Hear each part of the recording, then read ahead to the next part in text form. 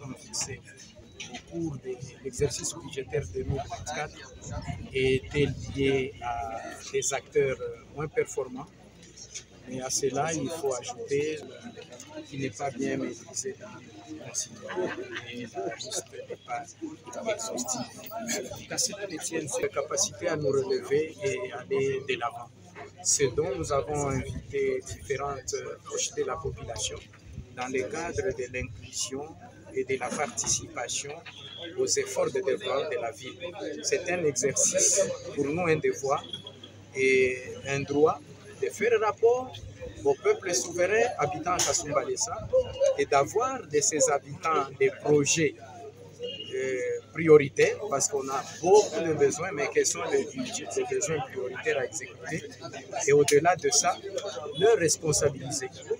Ce n'est que l'argent ici des taxes et des impôts que eux donnent, que moi je paye, que eux payent également, en s'acquittant tous, que nous allons donner à notre administration des ressources financières utiles à exécuter des projets, allant aux infrastructures, au social et même à la sécurité.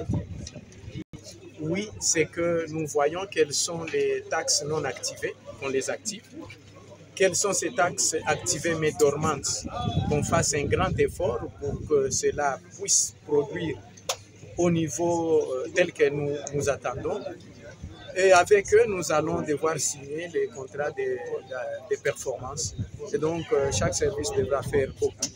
Et les plus grands, c'est qu'avec les associations et la société civile, nous nous lancions ensemble avec vous de la presse dans une forte sensibilisation.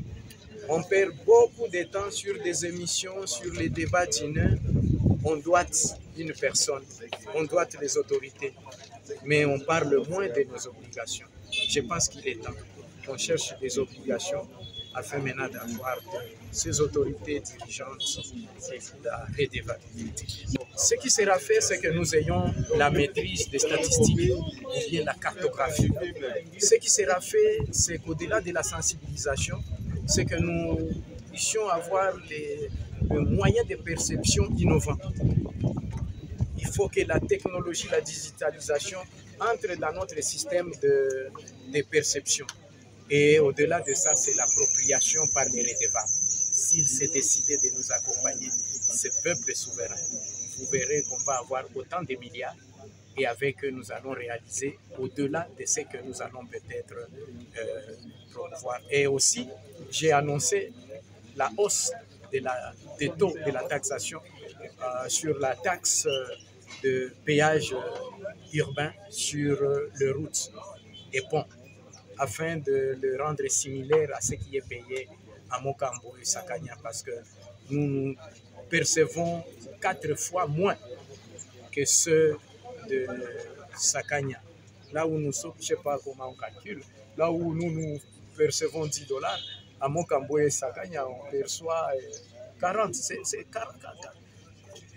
Comment on fait des mathématiques? Moi, ça me chatouille. Et donc, ils sont très, très hauts. C'est 400% de plus que ce que nous faisons ici. Et donc, aujourd'hui, l'approche, c'est l'approche participative.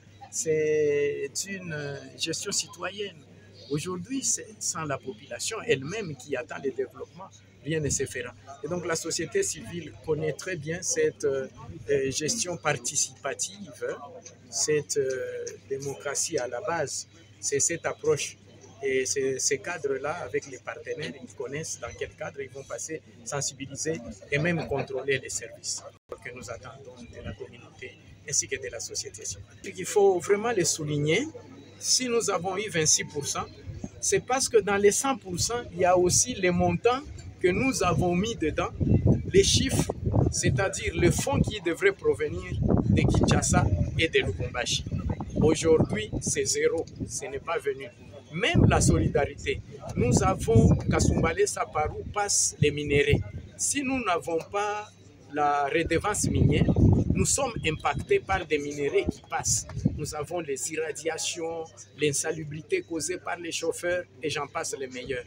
Nous n'avons pas, ce qui fait que c'est même 20% du budget élagué parce que ça ne nous a pas été donné.